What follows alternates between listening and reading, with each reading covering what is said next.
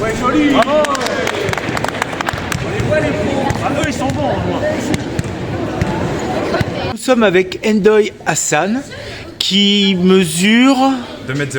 2,03 m. Donc je suppose que vous êtes basketteur. C'est ça, je suis basketteur professionnel depuis maintenant 8 ans. Oui, dans quel club? Aujourd'hui, cette année, je suis à l'Hermine de Nantes. Oui. Et du coup, je suis en Pro B. Ça se passe plutôt bien. Et voilà, on est dans un club qui a pas mal d'ambition. Et aujourd'hui, j'étais venu pour l'inauguration de ce gymnase. D'accord. Magnifique équipement, hein. Franchement, c'est magnifique parce que moi, je suis originaire de la ville de Chelles. J'ai toujours vécu à Chelles. Ma mère vit encore à Chelles. Enfin non, elle vivait encore à Chelles jusqu'à l'année dernière. Elle a déménagé. Mais oui, j'ai tout fait. J'ai fait la maternelle, la primaire, le collège. Et puis je suis parti fin collège pour commencer ma vie de sportif de haut niveau. Donc faire le sport-études. Mais oui, c'est quand même une ville qui est ancrée en moi et j'ai de l'attachement pour cette ville parce que j'ai encore énormément d'amis ici et encore énormément d'attaches pour cette ville. Oui, oui, on a pu voir tout à l'heure la popularité qui entourait votre venue. Bien, et puis je vous souhaite beaucoup de réussite. J'ai l'impression qu'il y a énormément de symboles dans cette journée inaugurale.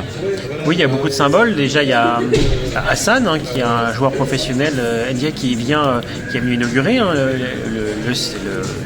Il a posé le premier panier. Vous avez la Fondation Alice Mia, qui est représentée par Madame Berthaud. Il y a le préfet qui est venu, ainsi que le vice-président de la région Île-de-France, pour l'inauguration de ce bâtiment qui a une architecture très ancienne et très jolie, avec un développement intérieur très moderne, avec une dimension écologique et éco-responsable très prononcée. Il est à côté du collège Simone Veil.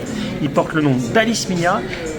Il est à côté du futur gymnase Marie-Amélie Le Fur. Donc 3 femmes, 3 symboles pour l'égalité homme-femme, pour la force de l'engagement. Et c'est des équipements dans un quartier en pleine restructuration. Donc ça va vraiment dans le bon sens d'une qualité de vie, d'équipements de proximité, de services publics de proximité au service des habitants. D'accord. Oui, alors est-ce que vous pourriez nous dire quelques mots du financement? Parce que c'est un gymnase qui est remarquable, hein, pour prendre le... Mais quand on regarde la qualité de tout ce qui est autour de nous, je pense que ça a dû coûter quelques millions d'euros. Comment est-ce que le projet a pu être financé? Alors c'est un très beau gymnase, mais il n'a pas coûté si cher que ça. Il n'y a pas eu de dépenses somptuaires. Il est très fonctionnel, très pratique, très écologique. Il est chauffé à la géothermie et les matériaux sont nobles, mais sobres. Donc il n'y a pas de luxe dans ce gymnase. En revanche, c'est vrai qu'on a eu des subventions, 3 millions d'euros de l'État, 2 millions d'euros du département pour financer des équipements sportifs liés au collège, plus l'aide de la région qui nous a permis de financer cet équipement et bien sûr la contribution de la ville. Mais il n'y a pas de dépenses inutiles dans ce bâtiment. Il est vraiment très fonctionnel, très pratique, évolutif, écologique et très esthétique. Effectivement, très esthétique. On voit la douceur, l'harmonie des couleurs, la belle luminosité. C'est une belle réalisation. Merci beaucoup. Voilà. Bien. Et nous sommes avec Ombline Berthaud de la Fondation Alice Mia. Est-ce que vous pouvez nous dire, Ombline, quelle est votre implication aujourd'hui? Bien sûr, alors on a été invité par Monsieur le maire à venir pour inaugurer ce gymnase, donc qui vient d'être construit et qui a porté le nom d'Alice Mia. Donc à la fondation qui s'appelle Fondation Alice Mia, nous visons à développer la place de cette grande femme qui a été oubliée de l'histoire. Et donc ici, nous sommes venus pour d'une part présenter notre soutien à Monsieur le maire et représenter la figure d'Alice Mia, mais aussi distribuer des BD qu'on a aidé à créer. Aussi exposer donc ces 3 panneaux d'exposition que nous avons développés également, et enfin assister à la présentation du match de basket et remercier les enfants du conseil municipal des enfants qui ont fait un super discours pour Alice Mia et qui ont choisi ce nom, donc on est ravis d'être là aujourd'hui. Oui, c'est important.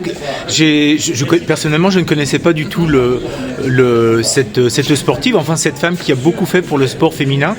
Et c'est important, je crois, de par le nom de ce gymnase, de faire vivre sa mémoire. C'est sûr, c'est évident. Alors, c'est ce que je disais, on a en France uniquement 0,17% des installations qui portent le nom d'une sportive. Et c'est essentiel puisque ça permet de donner de la visibilité à ces femmes, donc comme Alice Mia qui ont été oubliées, ou qui sont très peu médiatisées comme toutes les sportives actuelles.